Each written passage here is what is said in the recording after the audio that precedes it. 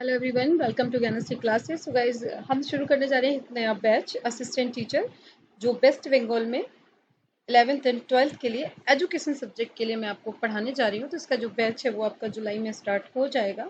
तो इसमें आपके लिए क्लासेस का कोई फ़ी नहीं है और क्लासेस सारी फ्री रहेंगी। और अगर किसी को सपोज नोट्स चाहिए है तो उसका कुछ एक मिनिमम चार्ज रख देंगे, जिससे आप उस नोट्स को भी बाई कर सकते हैं।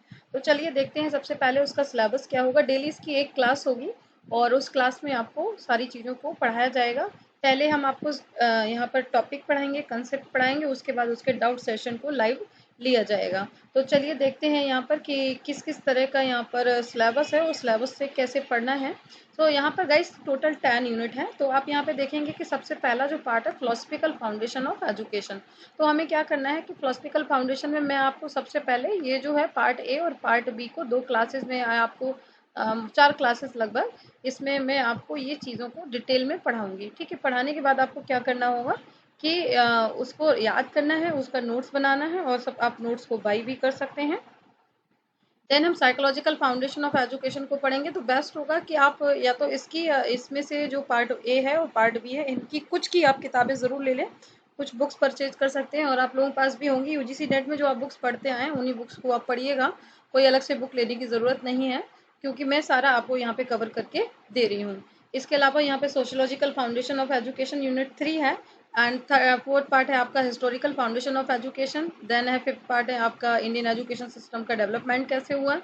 नेक्स्ट है आपका contribution of great educators, guidance in education as impact of mass media on education. तो यहाँ पे आप देखेंगे कि सबसे पहले मेरा ये फोकस रहेगा कि मैं आपको यहाँ पर बेसिक बेसिक चीज़ें कवर करा दूँ। अब जैसे वेस्ट बंगाल का यहाँ पर क्या अभी प्रिंसिपल है एजुकेशन में, माध्यमिक लेवल पे क्या करिकुलम है, तो ये एक आपको एडिशनल पढ़ना पड़ेगा।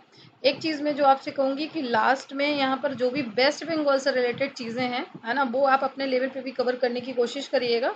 बिकॉज आपके स्टेट का है और आप उसके बारे में मुझसे बहुत ज़्यादा जानते हैं।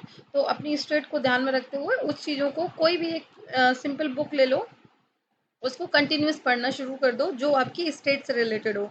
ठीक है, क्योंकि बहुत सारे जो प्रश्न होंगे वो मान के चलिएगा कि अगर यहाँ पर टोटल जो हम देखते हैं कि यहाँ पर आ रहे हैं आपके यहाँ पर स्टेज 1 में 90 जो मार्क्स हैं वो हमारे किसके लिए हैं, यहाँ पर सिर्फ और सिर्फ सब्जेक्ट के लिए हैं। तो ये बहुत मायने रखता है कि यहाँ पर आपके 20 मार्क्स का सीधा सीधा क्वेश्चन वेस्ट बंगाल से रिलेटेड ही होगा, चाहे वो कैसे भी पूछें, लेकिन 20 क्वेश्चन आपके वेस्ट बंगाल से रिलेटेड रहेंगे। इंटरव्यू बहुत कम मार्क्स का है। सो अगर आप बहुत अच्छा स्कोर करते हैं यहाँ पर सब्जेक्ट में, देन कोई फर्क नहीं पड़ता है कि इंटरव्यू में आपके कितने मार्क्स आए। तो मेरा सजेशन ये है कि आप बहुत ज़्यादा फोकस करिए सब्जेक्ट को और यहाँ पर इंटरव्यू पे आप ज़्यादा फोकस मत करिए, इंटरव्यू आपका निकल ही जाएगा।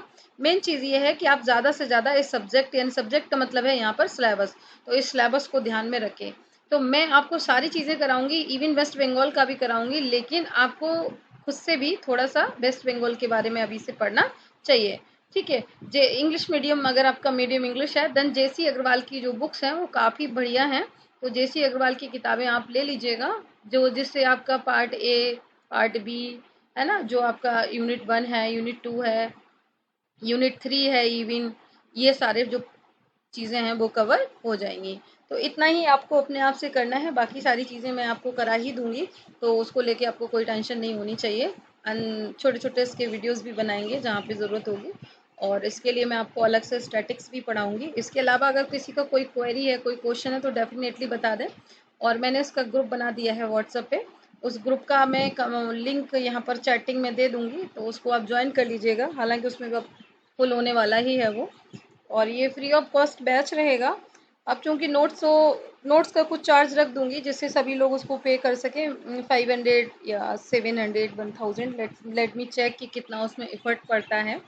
वो नोट्स मैंने बनाना शुरू कर दिया है, उसके बाद मैं उसका प्राइस डिसाइड कर दूंगी। वो भी अगर आप लोगों को चाहिए होगा तो, अदरवाइज तो मैं आपको ऐसे ही पढ़ा ही रही हूँ।